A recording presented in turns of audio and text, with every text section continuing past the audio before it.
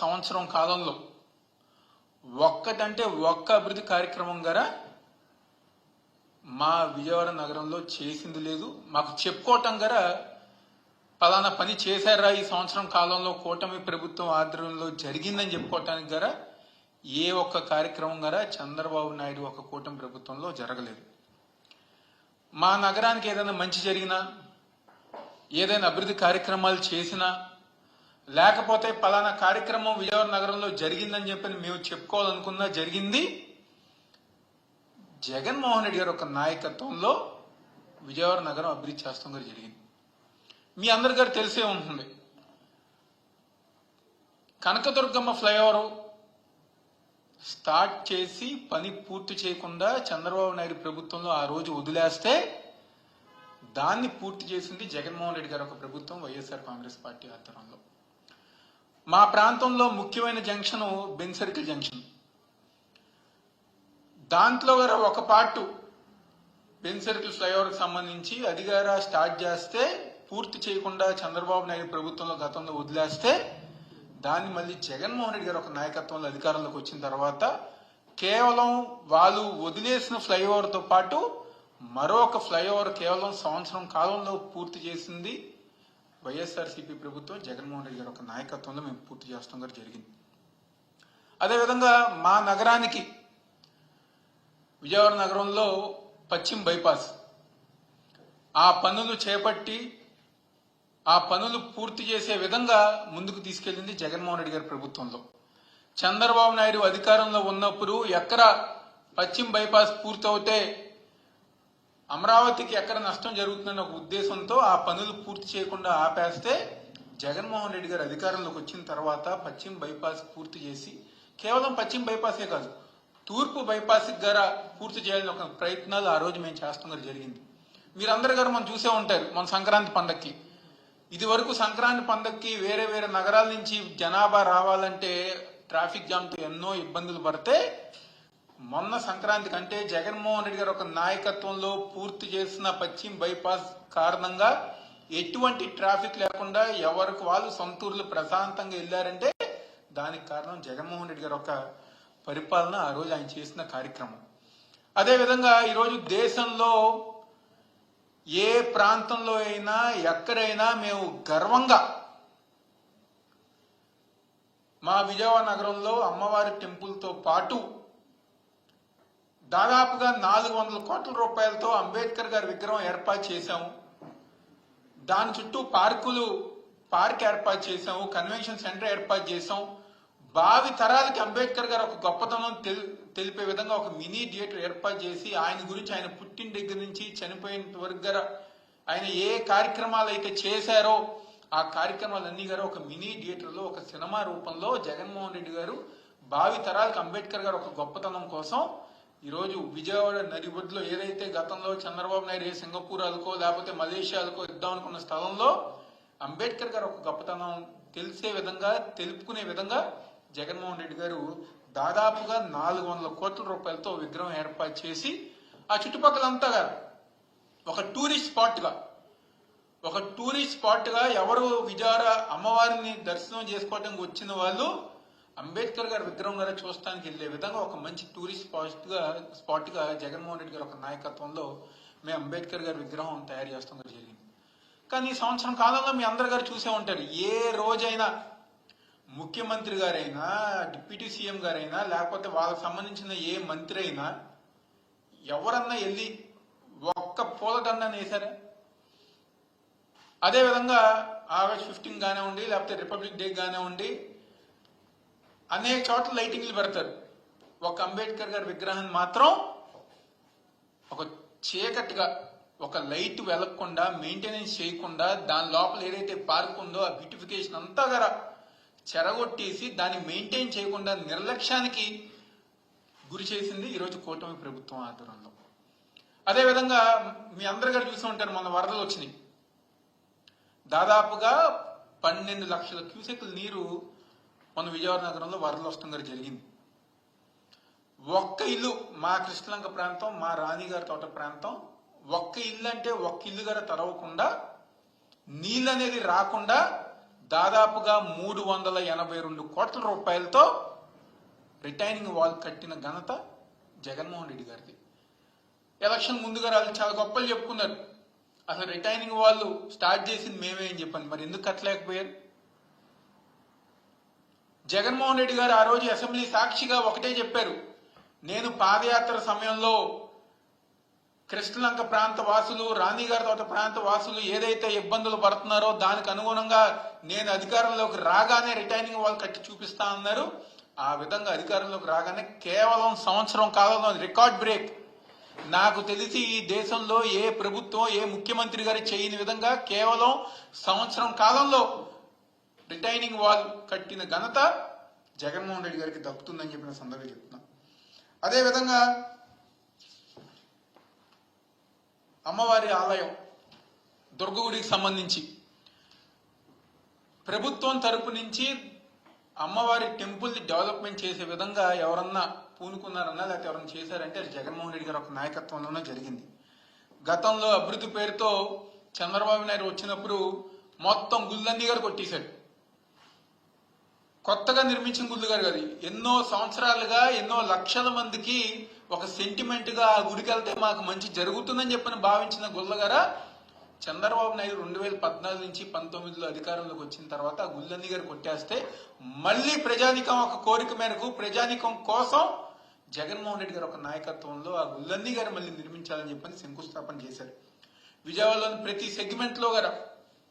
Segment లో ఏదైతే వైద్య పరంగా కొత్త హాస్పిటల్ నిర్మించి మా విజయవాడ హాస్పిటల్లో సూపర్ స్పెషాలిటీ బ్లాక్ నిర్మాణం కోసం 150 కోట్ల రూపాయలతో ఆ రోజు జగన్మోహన్ రెడ్డి గారు ఒక నాయకత్వంలో మేము నిర్మించడం జరిగింది. కోవిడ్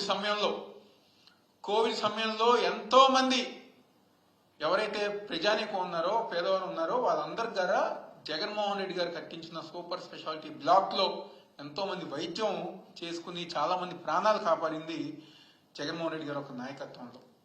ఇన్ని మంచి కార్యక్రమాలు మేము చేసాం, ఇన్ని అభివృద్ధి కార్యక్రమాలు చేసాం.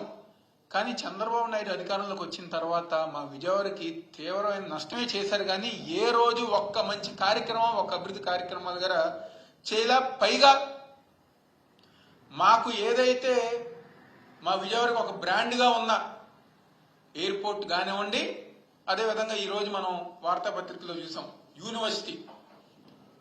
హెల్త్ యూనివర్సిటీని గారా తీసుకెళ్లి అమరావతిలో పెట్టాలని చెప్పిన ఒక ఆలోచన ఈరోజు కూటమి ప్రభుత్వం చంద్రబాబు నాయకత్వంలో ఏర్పాటు చేస్తున్నారని చెప్పని అన్నారు. ఇది మాకు ద్రోహం కాదా, మమ్మల్ని మోసం చేసినట్టు కాదా అని చెప్పని ఈరోజు కూటమి ప్రభుత్వం నాయకులు మేమందరం గారు సూటిగా ప్రశ్నిస్తున్నాం. మీరు అమరావతిలో కట్టిన మాకేం అభ్యంతరం లేదు.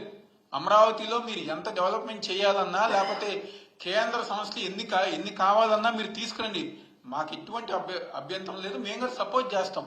కానీ మీరు అమరావతి డెవలప్మెంట్ పేరుతో మా విజయవాడ ద్రోహం చేస్తే ఎలా, మా విజయవాడని చంపేస్తే ఎలా?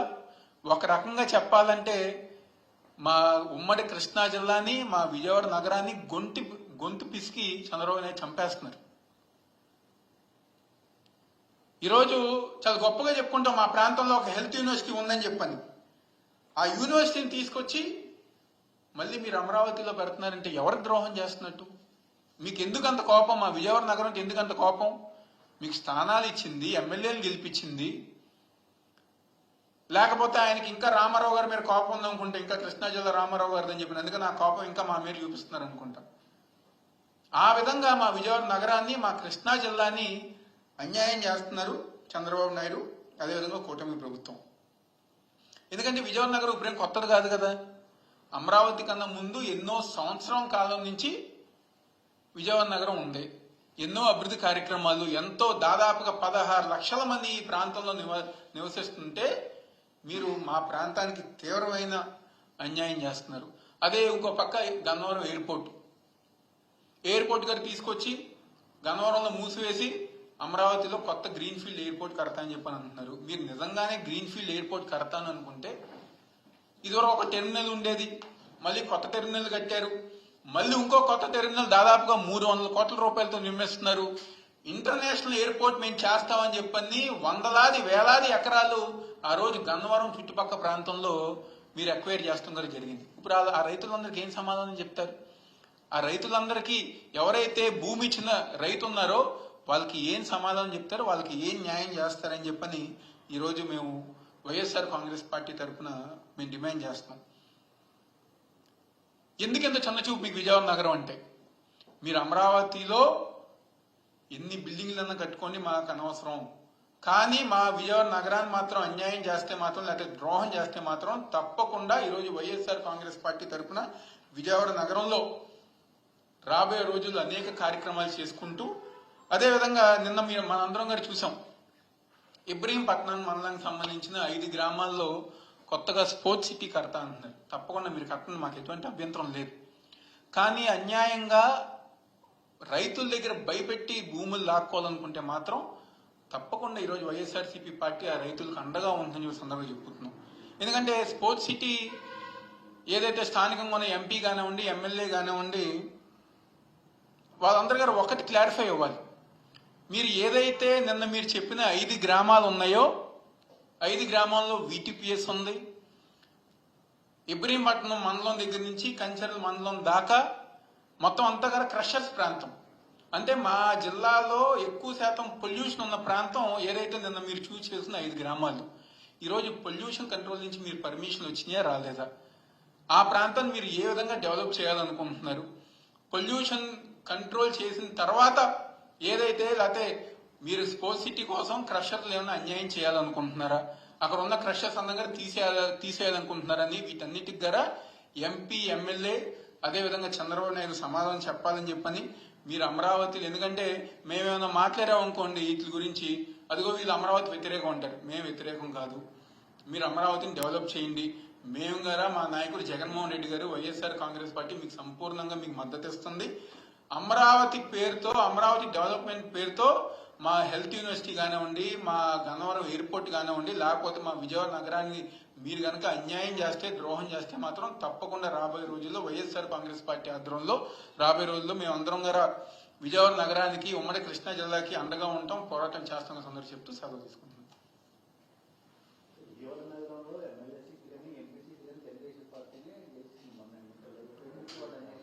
అదే చెప్తున్నా కదా, అంటే విజయవాడని చంపేస్తే అమరావతిలో ఏదో డెవలప్మెంట్ అవుతుందని చెప్పిన ఉద్దేశం. మీరు ఒక్కసారి హెల్త్ యూనివర్సిటీ కానివ్వండి, గన్నవరం ఎయిర్పోర్ట్ కానివ్వండి మా ప్రాంతం నుంచి వెళ్ళిపోతే, ఈరోజు ముఖ్యంగా గన్నవరం ప్రాంతంలో ఉన్న స్థలాల రేట్లు కానివ్వండి, మా విజయవాడ నగరంలో ఉన్న స్థలాల రేట్లు కానివ్వండి, అదేవిధంగా పెనందూరు నియోజకవర్గం బందర్ దాకా స్థలాల రేట్లు మొత్తం అన్నీగా తగ్గిపోతాయి.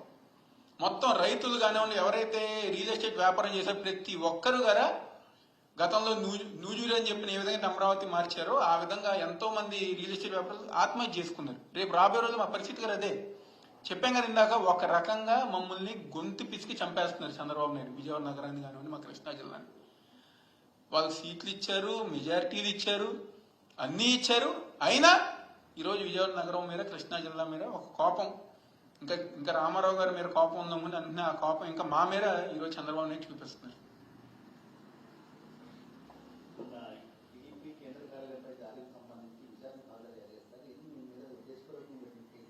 తప్పుడు కేసులే అయింది. దాదాపుగా 120 మంది మీద పెట్టారు ఆ కేసులు. అన్నీ గారు తప్పుడు కేసులు. తప్పకుండా జగన్మోహన్ రెడ్డి గారి అధికారంలోకి వచ్చిన తర్వాత ఎవరైతే మా మీద తప్పుడు కేసులు పెట్టిన పోలీసులు ఉన్నారో తప్పకుండా రాబోయే రోజుల్లో వాళ్ళందరినీ చట్టం ముందు నిలబెట్టేయడం మేము ముందుకు వెళ్తామని జరుగుతుంది.